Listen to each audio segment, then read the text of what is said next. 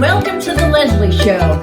I'm Leslie's sister, and my name is Toots Old Shaddengrass. And man, I gotta tell you about my day today. Oh man, I went up to that Avila Beach with my dog, and man, this little kid runs up to me and he tells me, "I like your alligator shoes." And I'm like, "Alligator shoes? I ain't wearing no shoes." Man, am I starting to look old or what? Dang, man. And then I went to go visit my Aunt Sarah in the rest home. Even with this COVID, they allow a few people in. But I'll tell you one thing I learned. When you go in these rest homes, don't bring in a glass of water and set it down. Because I did it and some old man stuck his teeth in there. Oh, man. You know, do you guys like to drive? I hate driving. I'm giving up driving. I'm done with driving. Driving makes me more nervous than a pig in a bacon factory. Actually, I got to the point when you're spending more money on your deodorant than you are on gas, it's time to give up the driving. You know what I'm saying? Well, I got a confession. I'm one of these people that I can't do more than one thing at a time. So, like if I need to blow my horn, I need to park the car. If I need to chew my gum, I need to quit talking. If I want to sing, I got to turn off the shower. You understand? Beside that, I just spent $300 at the car wash. Well, I did run into one of those fire hydrants. But anyway, let's get on with the Lezlie Show. She got a great show for you today, so stay tuned and never ever let anyone take your mojo.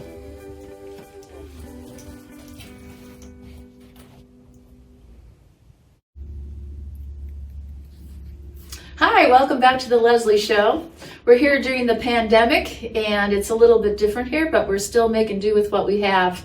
And today we're going to be talking about the local theaters, the Orcutt Community Theater, the Santa Maria Civic Theater, and what different musicians and theater people are doing to make up for this pandemic. So we're very gracious to have David Campbell with us today. So David, tell us a little about yourself. Well, first of all, I want to thank you, Leslie, for being the first guest in your new beautiful film studio that you have at your house here. And your man over here, Tom, doing the camera work and lighting work and directing. So it's an honor for me to be here to be your first candidate or experiment, whatever I am. All right. Yeah. Well, anyway, tell us about us. Tell us about you. Well, I'm an actor, a director, a producer. I've been in, this is my 50th year of continuous theater and film.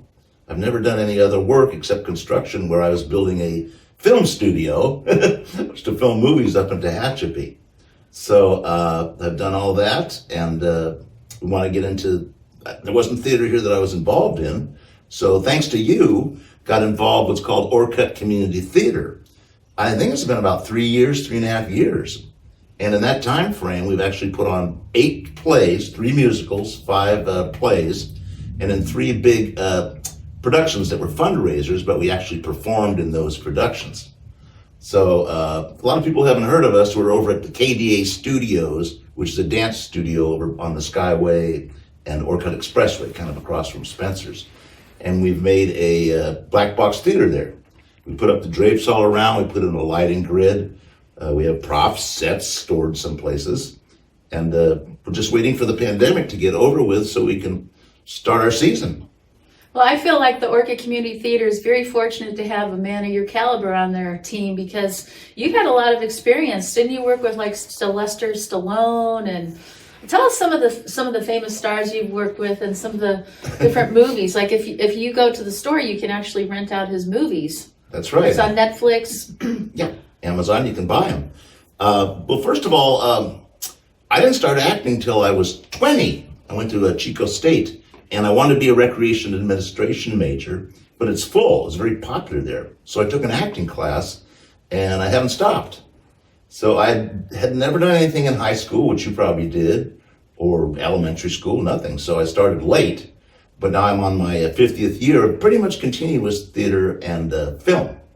So it was 12 years in Chico, where I founded the Permanent Palace Children's Theater, then the Adults Chico Repertory Theater, and I had a touring group that did all the little fairs all over Northern California called the Cracker Box Company. And then I think it was 84 to 94, I went to Hollywood. And the reason I went was because up in Chico I was teaching theater at both the Chico State and also Butte College. And my students started going to Hollywood to do scene study and acting. And I said, well, if my students can do it, I can do it. So I went down to LA, and first couple of weeks I slept in one of my students' closets in his apartment. Oh, geez. And then I was really fortunate. An opening came up in an apartment building, kitty corner to the Hollywood Bowl. It was built in the 30s or 40s. It was only 23 units, old Spanish tile roofing, and I could walk to the Hollywood Bowl and hear the music. And then after a couple months, they asked me to be the manager. So I had rent free for 8 to 10 years, plus I got paid, and the owner was nice enough to allow me to go on shooting movies, because I had assistants and stuff. So I was fortunate there.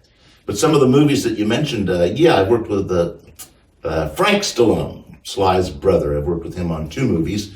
One was called Order of the Eagle, and the other was Night Claws, which I did about 5 years ago. And then a lot of others. I worked with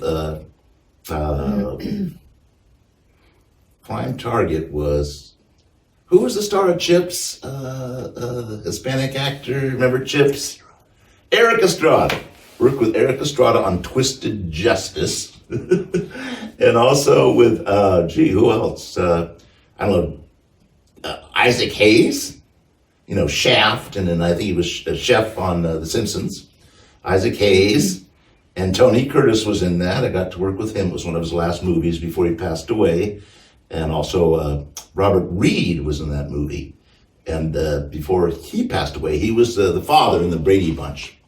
And we filmed that whole thing up in beautiful Bakersfield, California, where it's 120 degrees. And then with the lights on, if we were indoors, it was 130 degrees. Oh, my. So you got to suffer for your art, Leslie.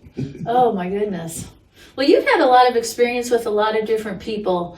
I've often wondered, in your opinion, what makes a really good actor? Do you feel that people are just innately born with the gift of being an actor, or do you feel that, if you go to, 7 years of college, you are now a great actor? Or do you think, what is it that makes, because some people are spellbounding. I think you do such a phenomenal job when you act. It's like, how did he get like that? Is he innately that person, or what is it that makes a good actor? Well, I knew you were going to ask me this, so I kind of took a survey amongst my actors friends. Okay. And texting me back and calling me back. I was trying to get a balance of what the combination would be. Mm-hmm. Is it 50% natural? Is it part training? Is it part experience? I think a lot of it's your innate, your nature, your imagination, your creative imagination. And another part is training, although a lot of people don't have training, but they get that from repetition and experience. The more you do, hopefully, the better you get and the more natural you become. Mm-hmm. In terms, also, there's a thing called method acting, which is kind of complicated to explain. There's several books on it. But briefly, it's just bringing up your own internal emotions and imagination and playing the role for real, like you did. Maybe we can show that picture later. You were in the play The Cross and the Switchblade, which is a Dixie Arthur wrote. It was kind of based on West Side Story. And you told me you were a gang member who was a heroin addict and smoked, had a tattoo on, and it was real to you. And one of the reasons it was real to you is because the actor you try to kill with your knife in it, you didn't really like him in real life. So you bring that repressed emotion to your character and make it real. Mm-hmm. And you also told me, this has happened to me, you play a character so real and so true to the character, true to the other ones, and true to the script, instead of trying to steal the show or being the big star. But you made a point to me, and the same thing happened. Off stage, people think you're really like that. People thought you were a drug addict. People thought you smoked. People thought you had a tattoo on your arm. I know you have a tattoo, but no. That was funny, because I know what you mean. People were asking me if I was in recovery. Oh, really? They wanted a cigarette off me and thought I'd be so much fun to hang out with. They actually think you are that person. Yeah, I did a play up in Chico called When You Coming Back, Red Ryder, and it's real intense. And I had actually seen it on Broadway when I went back there the summer before they had auditions for this play. So I got the lead role. And he's this tough, intimidating guy. Everyone's trapped in a cafe out in the middle of New Mexico, and he intimidates people and all this stuff and then leaves them all. But on campus after the play, when I'd be walking down the hall as a student, people would avoid me. And one night at a party, we're having a cast party, and I'm funny. I can do comedy too. Guy comes up to me and said, I thought you were real. I thought you were really mean. When I saw you in the hall, I'd run and hide. I said, I'm sorry. I'm not really like that. And he can play a very, very, very mean character. You ought to check it out. But I'm feeling like people are very fortunate to have a guy of your caliber on their team because you're so helpful with people. Well, thank you, Leslie. I think everyone we have in the Orcutt Community Theater and the theater community in general, you have PCPA, Civic Theater. I think they're all talented. They're all good. Well, how are you guys dealing with the pandemic? I know like the Santa Maria Civic Theater is doing like drive-throughs. People are paying like $25 a car. They're going to different locations and having different shows, different dancers, different singers. And now the Elks is having a great big production. I think that's like $50 a car. They have like a live nativity up at the scene. Elks Rodeo, yeah. Camels. And they're doing all these theatrics to make up, with the pandemic. So what is the Orcutt Community Theater doing? Well, like PCPA and like Civic Theater is doing the drive around where you can go to people's homes and see things. PCPA is doing things online, but like them, we had to cancel all our live shows. By now, December, we probably would have done 2 shows. We were going to open up with a live radio theater presentation of War of the Worlds, the Orson Welles script. We had to cancel that. So we probably won't get to live theater till, well, hopefully the spring, but I don't know. So what are you doing in the meantime? Well, what we did was we didn't do a drive around theater. We had a friend of ours, Minnie Anderson, a local artist, phenomenal artist. She has a huge backyard here in Orcutt. So we said, let's do a show, kind of a mini fundraiser, but it was just for fun for people to get out there and be involved. And we had 7 short skits written by a local playwright, Will Welsh. And we had people spaced out. Their masks. People wore masks. And their temperatures taken. So. Yes. And so it was about an hour and a half show, I think. You were in it. You and I were in it. Right. Should show a picture of that. And it was very successful, and people really enjoyed it, getting outside, getting to do something. Right. We observed all the rules, and no one went away sick. And that's what we did. And aren't you doing another one with the theater only? It's going to be like an outdoor type of... Yes, we're going to do one on January 17th, which is a Sunday afternoon. We're planning on it. Say like 2 o'clock to 3:30. Outdoors behind the KDA studios on the Skyway. Excuse me. Where people will be in... The doors open in the back. They have these huge doors. So we can have a set behind us. If it gets dark, if it starts getting dark, we can set up our lighting system and sound system. And people can drive and get 2 or 3 rows of cars where they can watch our play. So we're going to do uplifting, something very uplifting, hope for the new year or something like that. We're going to do scenes, songs and dances, and then, excuse me, the KDA children are going to be doing some dance numbers. So you can come and be safe. We'll have chairs there, split out, but you can get in your car and watch it, and it'll be amplified. And probably about an hour presentation, we might do 2 in a row. Well, I'm feeling that when life gives you lemons, you got to make lemonade, right? You got to do something positive to make up for this. Yeah, you're right. So, you do what you can do.